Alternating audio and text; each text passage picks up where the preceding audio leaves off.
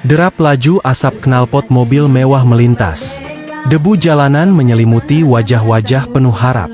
Para bentara hanya bisa memandang dengan luka. Bertanya dalam hati, mengapa Panglima tega?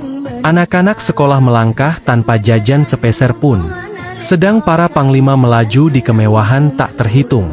Jika keluh kesah diadukan, pulangnya diberi 100.000. Seakan harga perjuangan hanya sebatas itu.